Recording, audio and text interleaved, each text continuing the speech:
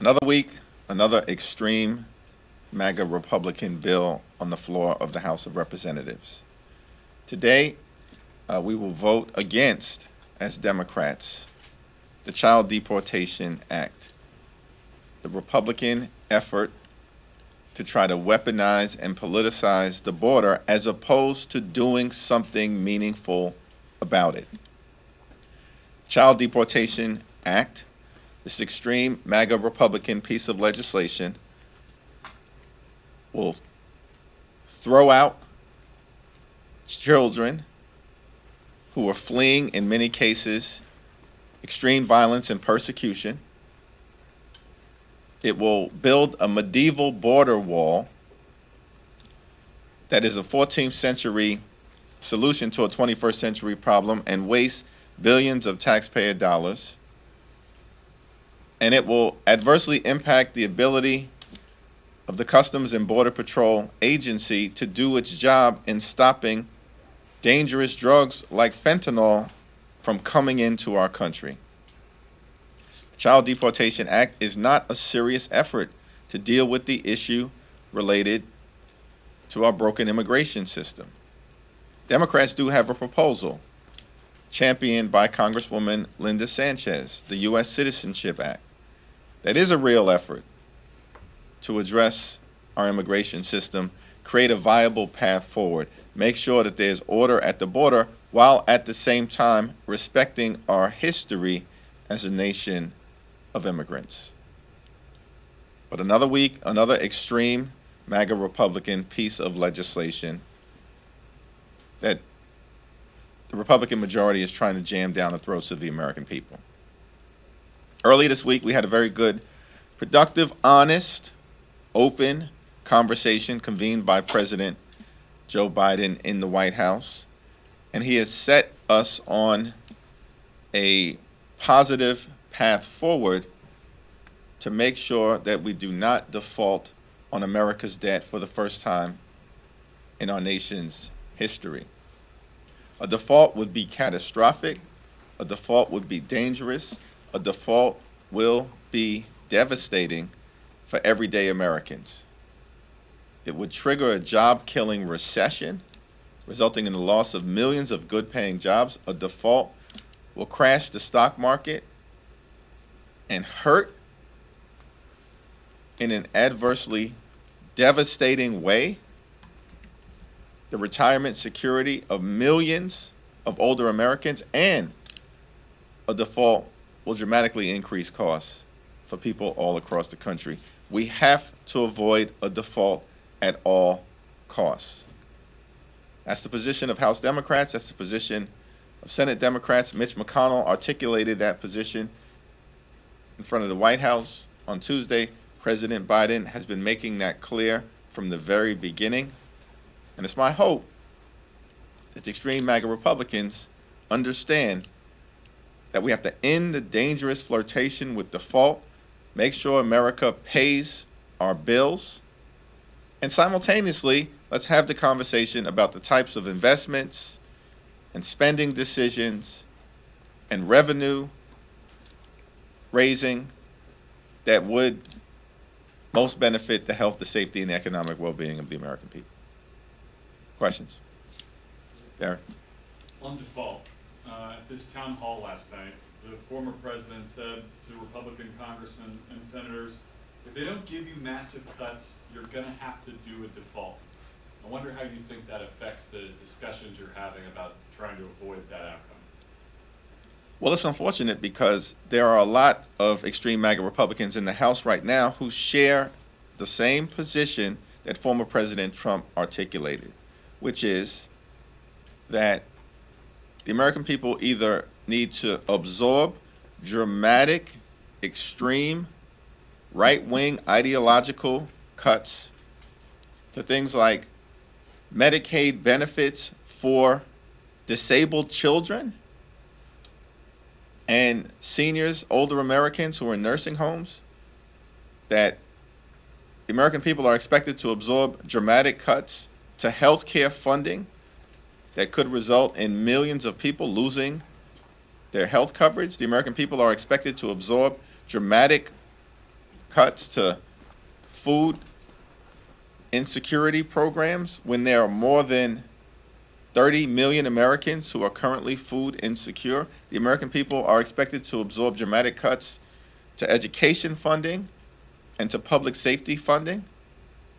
Or if Democrats do not bend the knee to this extreme MAGA Republican Default on America Act, the Republicans are saying the other option is to default. That's exactly what President Trump laid out last night. And we've been saying that from the very beginning. It's an inherently unreasonable position. They are not interested in having a legitimate discussion on public policy. From the very beginning, this has been a hostage-taking situation. That's what President Biden has made clear. That's what we've made clear. And now, President Trump has clearly indicated what we've been saying for the longest period of time. This is not about a public policy discussion related to the future of the health, the safety, and the economic well-being of the American people. It's a hostage-taking situation. Accept the dramatic cuts or default. Neither are acceptable. You're headed back to the White House tomorrow. I'm just curious to know what you're looking to gain from the second meeting since the staffs have been working together. Can you share what your hopes and expectations are for the meeting tomorrow? Well, it's my understanding it was a very productive conversation at the staff level yesterday. It's my expectation there will be continued conversations today. And I'm thankful that President Biden has set us on a path toward resolving this issue, and that the meeting that is expected to take place at the White House tomorrow will be a continuation of that path, and I expect that it will go well. You said that the GOP's border security bill that we're voting on today will prevent Border Patrol agents from being able to seize drugs like fentanyl from coming across the border. I'm just wondering if you could please elaborate on what exactly you're referring to then. Yeah, it's going to impact the CBP's ability from a resource standpoint to do the type of enforcement that is necessary in dealing with drug interdiction. And that's because this is all based on a false premise that fentanyl is coming into our country, according to the extreme MAGA Republicans, from people who are entering this country illegally. When statistics clearly indicate that approximately 90% of the fentanyl that comes into this country comes through the ports of entry, not as a result of illegal crossings. And the majority of individuals who are detained for illegally bringing fentanyl into this country happen to be United States citizens. So, as is often the case with my extreme MAGA Republican colleagues, they create a fictional argument around what's happening at the border and then actually do nothing to solve the real problem. And that is exactly what the Child Deportation Act is all about. Thank you. Good morning. There was been part of this conversation about this cuts on the debt statement. That Congressman Lewis and others have said we need to look at the revenue side. You've been critical, and other Democrats have been critical of some of the Trump tax cuts and the impact of what that's done on the revenue side of things. So can you talk about that maybe in specifics a little bit? And what are the political dangers of that if people interpret some of that as being a tax increase? Well, President Biden has consistently made clear that there will be no tax increase on any American who makes $400,000 or less. Period, full stop. President Biden has kept his word, and Democrats in the House and in the Senate stand behind the president, as far as I can tell, as it relates to that particular side of revenues. At the same time, President Biden released his budget, and in his budget, it protects and strengthens Social Security, it builds an economy from the middle out and the bottom up, and it will cut the deficit by $3 trillion on a moving forward basis in the 10-year budget window. In part, by making sure that we end wasteful subsidies to big oil, end wasteful subsidies to big pharma, and we find other aspects of our spending that is wasteful or subject to fraud and abuse. But are you looking for equilibrium in that? If they say, okay, here's some cuts, we have to make that up on the revenue side. If my Republican colleagues really want to have a conversation about how do we meet the needs of the American people and reduce the deficit in a fiscally responsible way, it's impossible to have that discussion without talking about revenue. And by the way, the 2017 GOP tax scam, where 83% of the benefits went to the wealthiest 1%, at the same time was not paid for. We went into an additional $2 trillion worth of debt to subsidize the lifestyles of the rich and shameless. It makes no sense. And yet, nowhere in the discussion, while my colleagues are trying to hold the economy hostage, as Donald Trump indicated, is the plan, is the strategy, is the approach, nowhere have they discussed putting revenue on the table, which tells you this is not really about having a legitimate public policy discussion. Just comment on the House Oversight Committee's what they put out that the Biden family members and his associates received like $10 million from foreign business deals, and just to have a response to that regarding Comer and the proposing law that was talking about this in the past few days. Yeah, there was nothing in the report, as I understand it, that had anything to do with President Joe Biden. And what has been happening, and my Republican colleagues, both in terms of the so-called weaponization committee, which is really just a select committee to protect insurrectionists or obstruct justice, and the fake investigations that are taking place on the oversight side of the equation, have produced anything real or meaningful or of interest to the American people. This House Republican majority has done nothing on inflation, nothing on the economy, nothing on jobs, nothing on health care, nothing even meaningful on public safety.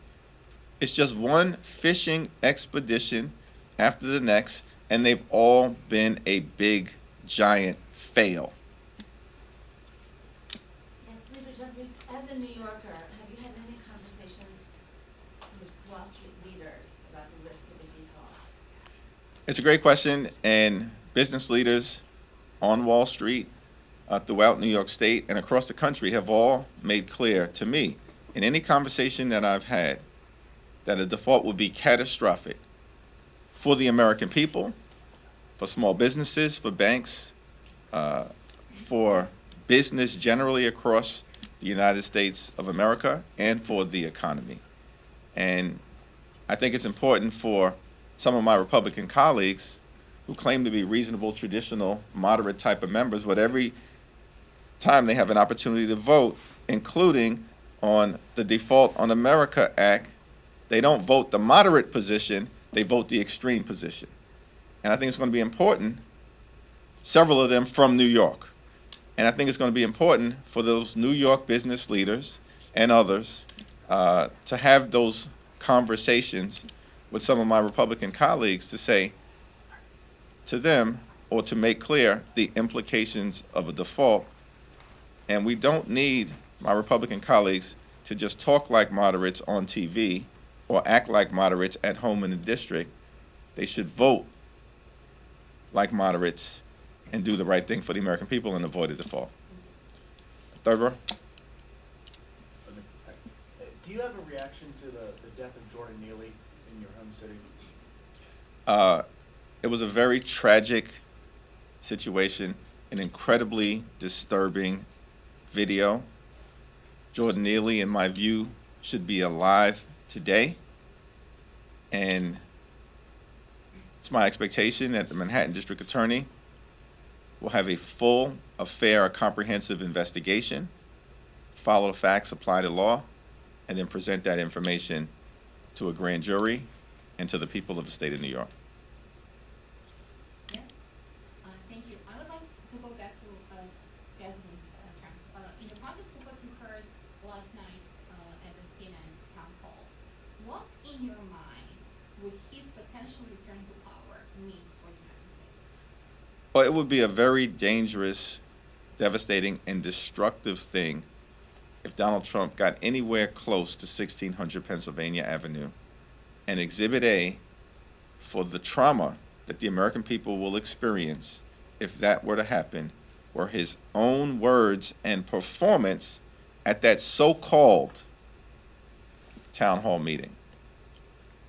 The modern-day Republican Party is the party of Marjorie Taylor Greene, George Santos, and Donald Trump. That's the reality, folks. You can't make this stuff up. That's the reality. And later on today, apparently, House Republicans are going to try to pass legislation that will restrict, if not end, the ability of the federal government to confront unemployment insurance fraud. At the same time that one of the leaders of the House Republican Conference here in Washington, D.C., George Santos, has been charged with unemployment insurance fraud. Why do I say he's one of the leaders? Because the Default on America Act would not have passed the House of Representatives without the support of George Santos, who was the deciding vote. And perhaps that explains why my Republican colleagues have failed to take any action to remove someone who is clearly unfit to serve in the People's House.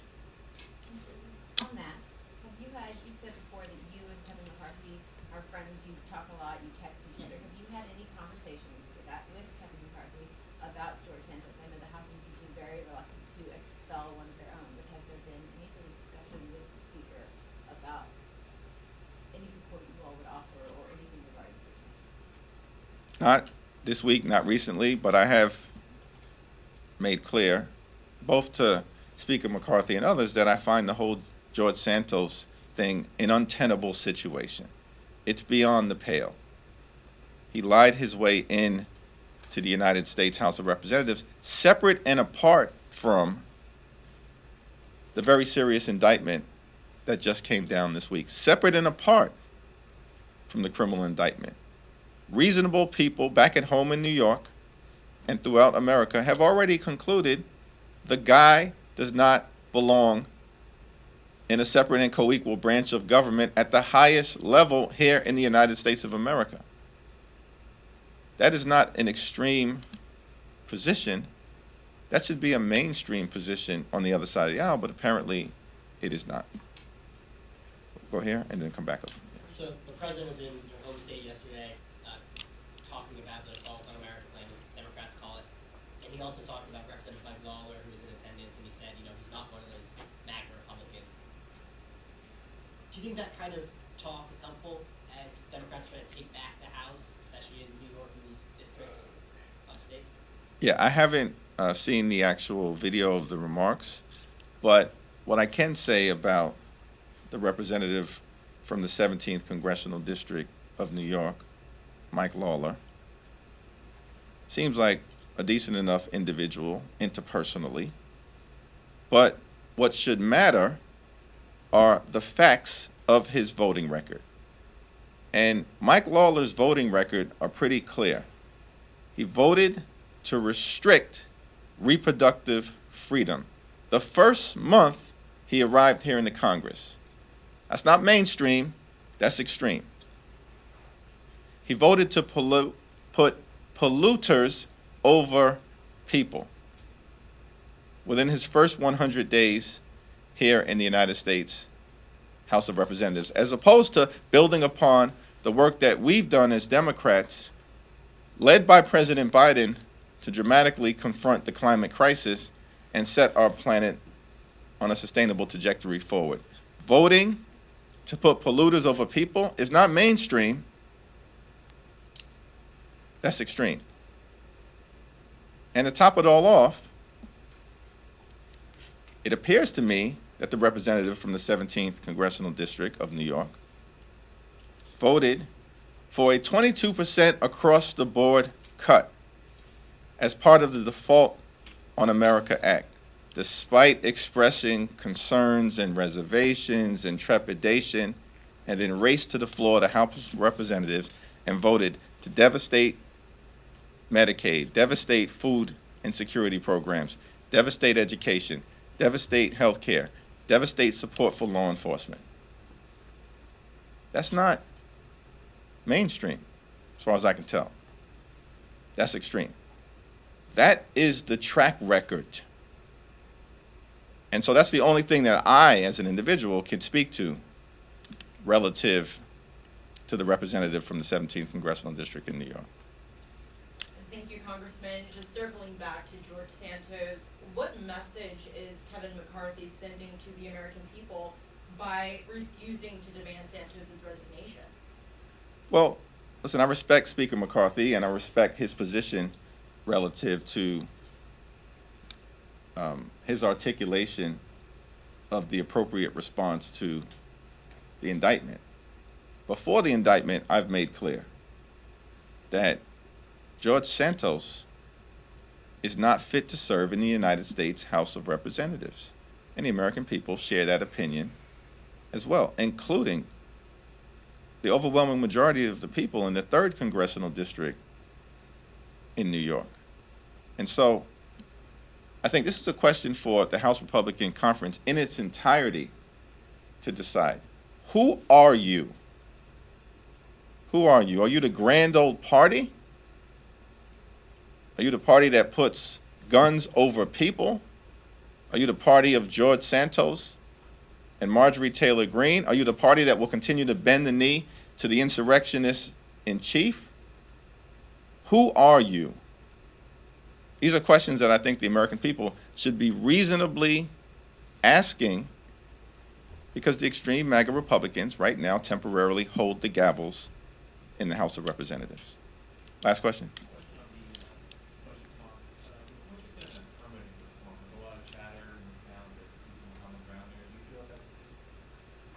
Well, let's see if it comes up in the context of the discussion at the White House tomorrow. I think our view has been pretty clear that we have to avoid a dangerous default in the same way that has taken place over the last several decades under Democratic presidents and Republican presidents, including 3 times, without gamesmanship, partisanship, or brinksmanship during the presidency of Donald Trump. That should happen because it is the right thing to do for our country. America must always pay our bills. But at the same time, as President Biden, Leader Schumer, Democrats in the House have continued to articulate, we believe in the process of discussing public policy issues, whether that's the budget, whether that relates to the appropriations process, or whether that relates to how best to build upon the historic public policy efforts to confront the climate crisis with the Inflation Reduction Act and stand up a clean energy economy. Thank you.